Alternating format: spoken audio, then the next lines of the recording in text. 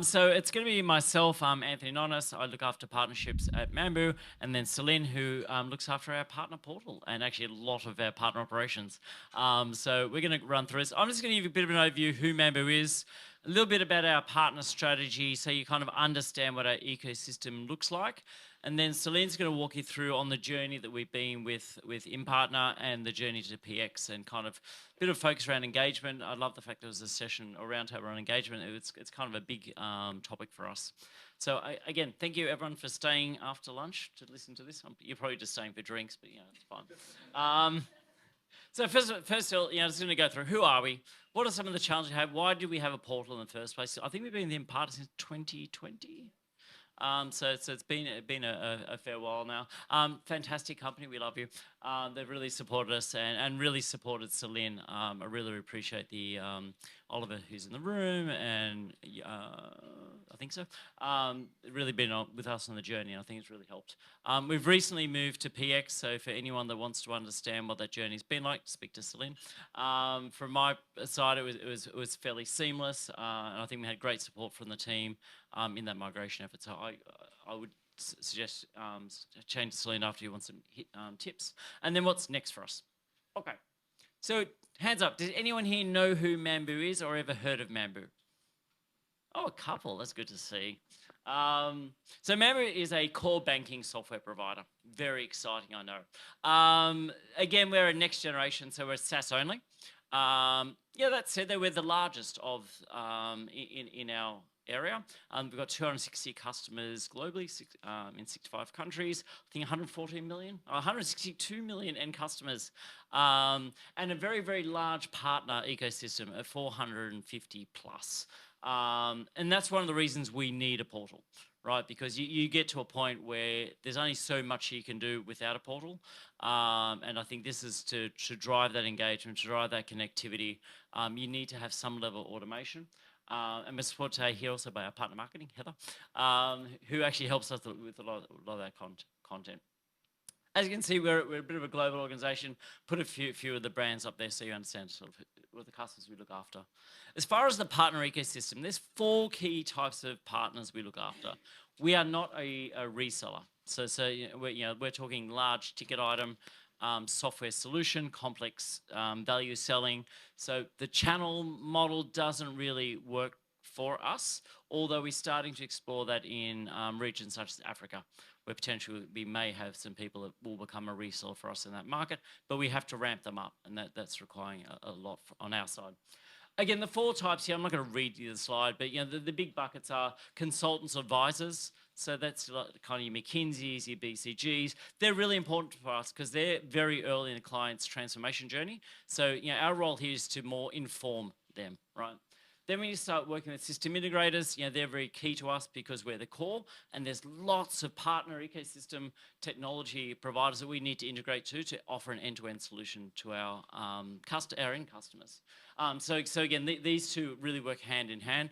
And these are critical for us because we're SaaS only. We're actually run on all 3 clouds and on all 3 marketplaces. I know there was some conversations around marketplaces in the previous session. We're on all 3 marketplaces as well. And again, happy to discuss that. I've come from that previously. What's our strategy? So 450 plus partners, way too many to manage. I've only got a small team. There's only 12 people in the partner organization. I think that's small, but for 450 partners. And we are contributing around 36 to 37% of the revenue. Considering we're not channel, that's actually fairly high. So we're above sort of market standard for where we want to be aiming. So the priorities we've got for this year is really how do we focus on a core set of partners? How do we drive and accelerate the pipeline with them? More importantly, how do we make sure that they're sourcing business to us? But also ensuring there's reciprocity, I hate that word, making sure that we're also giving them leads back, and then we're tracking that regularly. And then this came up, I think, in Jasper's, I'm going to pronounce it correctly, presentation this morning, and again in the session this afternoon about partners being part of our team. Like they're an extension of Mambu. So we want this one Mambu, one feeling, consistent messaging, and we want them to be an extension of our sales team. They should have access to all the same sales material that we have, so they're consistent in the messaging they've got out to customers. So that's why we're driving this whole one Mambu. I'm stealing all Celine's time. The way that we've broken down our 450 is we've got basic strategic partners. I've got business plans with them. We've got business trackers. They've got a dedicated partner manager. And there's soft targets that they need to. Then the tactical ones, basically we want to develop them up into being strategic at some point, but we don't have the same level of engagement. And then there's the, forgive getting the room, the great unwashed. So the other partners that aren't really bringing enough opportunities into us to be moving up the pyramid. Okay. So again, I'm probably going to hand over to Selin now, but this is a bit of my segue into why we had the portal. It's critical for us. There's no way we can speak to our partners every single day to have a consistent story around how we sell, to actually help them build joint value offerings to our partners, which is really, really key. And more importantly, helping them deliver successful projects to our customers. So this is where the portal comes key. And we couldn't actually have done this without Selin, who has been with us for 5.5 years and been on the Impartner journey from the very beginning. So I'm going to hand over to Selin. Thank you. Thank you.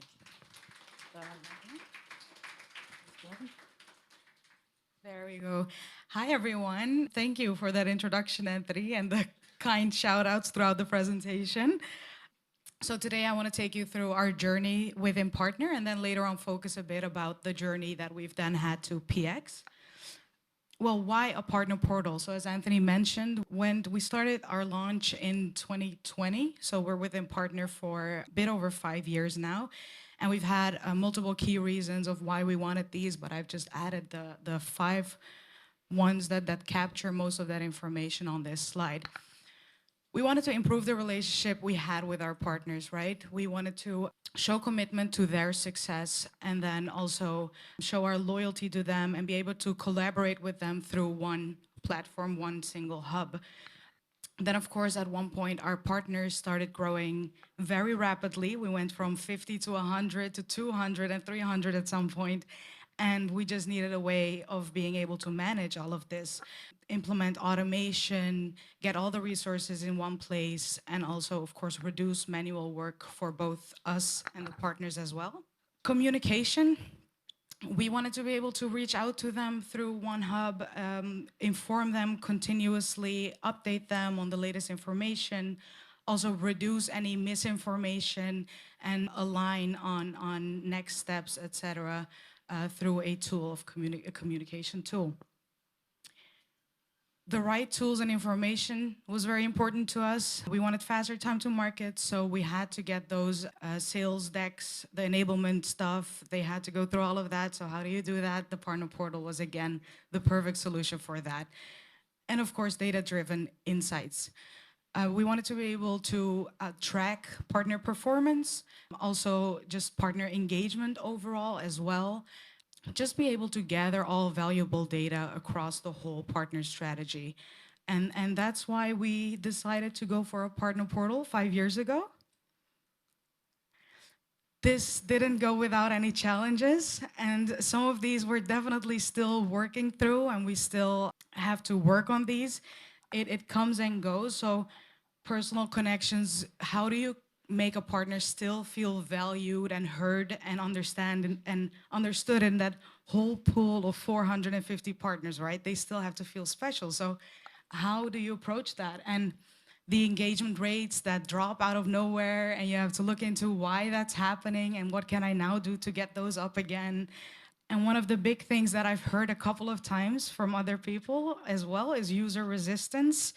How do you get them to go on the portal, right? Because first they could pick up the phone and give you a quick call or a text or WhatsApp to register a deal. Now they have to log in, take all these extra steps. How can you fight that? And this one I've heard today as well is the amount of information that is now available to the partners. It's huge. 100+ assets, all these enablement paths, all these program pages and marketing pages and everything. And what can you then do to get the right information to the right partners? So the main solution for that is just overall engagement. To get those personal connections, obviously we can't do the same webinars and calls as we did before, right? We have 450 partners and a team of 12 people. So we have welcome emails to the partners. As soon as we get the contract signed and uploaded, the first thing they receive in their inbox is a welcome email with a few next steps that they could take to log into the portal and just know what they have to do and feel comfortable with the portal as well. We have webinars for our partners, not as frequent as we used to, but we try to definitely keep them informed on all the latest information. One about the PX, so I'll tell you about that a bit later as well. But yeah, we try to do that as frequently as we can, just to get that connection going with the partners. The engagement rates, we always make sure to have our latest content within the asset library, and we make sure that some of that content is gated as well. Think of roadmaps, right? So they're very, very interested in our roadmaps, and we used to email these to them. So we stopped doing that. We started uploading them onto the portal and asked them to log in to have a look at our latest roadmap. We've recently launched our news on demand feature with Impartner. I think it's been 3 or 4 months now that we have that. And it's working quite well. I think we have an open rate of approximately 30 to 40%, so we're very happy with that. It's going very well, and we add any new information on there, any changes, upcoming changes, so the partners are always well informed. And we make sure to, through the tool, through the newsletters, we direct them into the portal with relevant links. And this one I find very important. As a young person in 2025, it needs to look good, it needs to look sleek, it needs to look modern, right? So design and functionality, and that's why I love PX. So that's on the next slide, but I've added it there in brackets as well. For the resistance of our partners, we have a lot of guides available to them, informative videos as well on how to navigate through the portal. And we get them this information as soon as possible. So the moment that they get that welcome email and log in, they know how to register a deal by then, by just watching a video of a minute. And that's the type of information that you want your partner to have as soon as they log into the portal, so they can take those initial steps and feel at least comfortable with the portal from the get-go. We make deal registration mandatory through our partner portal. So we have deals coming in through WhatsApp, even in some of our regions, WhatsApp, a phone call, or an email. And it's not only mandatory internally, but that's not something we agreed on internally. We actually have it stated in our contract that the partners, exactly, partners are eligible for referral if they come in through the portal. So that's how we try to tackle that issue there. And our support page is on our portal as well. So if a partner needs technical support or just support to navigate around the portal, they would have to log in to get access to that support. So yeah, it's a little bit of forcing them onto the portal, but it's helping us tackle the user resistance. And for the information, I think the word here is personalization, right? So segmentation, personalization. We personalize the portal itself into different categories, and I'll tell you a bit more about that with the News on Demand tool. But we also personalize our enablement paths. We make very clear to our partners that if they're a sales partner, that this is the path that you have to go on, which makes sense for you. These assets are relevant for you. So they don't immediately get overwhelmed with all these assets and paths, etc. Then, why PX? So besides from the fact that Oliver, our CSM, was mentioning it during every bi-weekly I had with him, we also definitely had our reasons to move to PX. Data analytics, as I mentioned on my first slide, is very important to us, and this is now even more improved with PX. It's very easy to manage the pipeline, both for us, but also for the partner.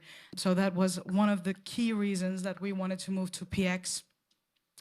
The news I'm referring to here is the news on demand, right? So the partners are not only able to segment on news categories that they find interesting for themselves, bless you, they're also able to filtered based on, well, they can just enter the frequency that they would like to receive their newsletter with.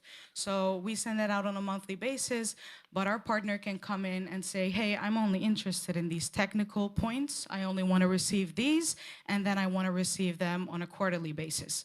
So it just gives a partner that extra flexibility and allows them to then, be more engaging because it's tailored to their needs and their requirements. I've talked about flexibility, but this is actually flexibility for me.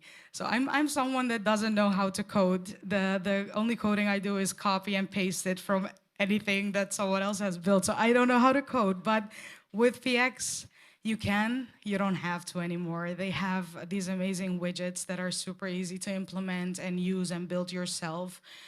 So I like that a lot, that I can just play around with that and don't have to do a bunch of the extra stuff myself. And the same goes for segmentation. I can segment the smallest sentence now and the smallest widget without having to code that in there. That for me as a portal manager is very, very nice. And as I mentioned before, the user experience has definitely been improved. We make sure that the most important information is on the top of the page, I think as most of you here have. And then it just looks so much better. It looks almost like an app, the using of the portal. So yeah, we're very happy with that.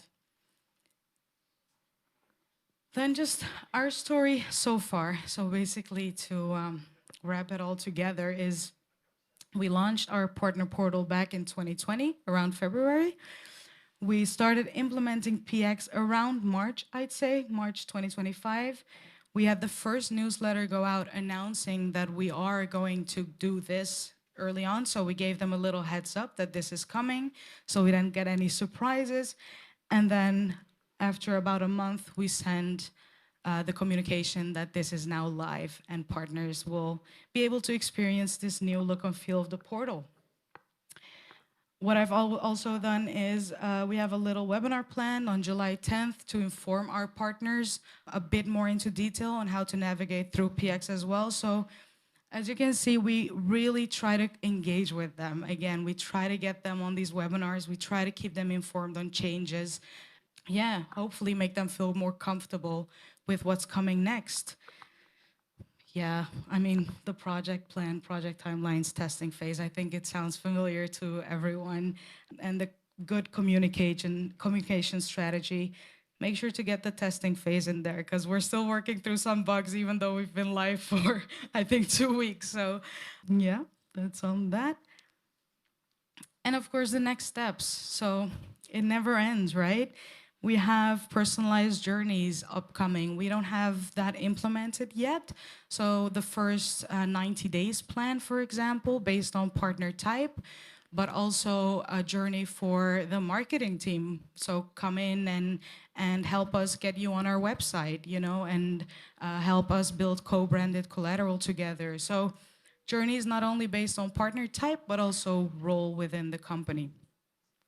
New enablement paths as well. This is something we always try to keep updated, but also build new stuff. We have a very complex product, a huge product, so this is always something we're continuously working on.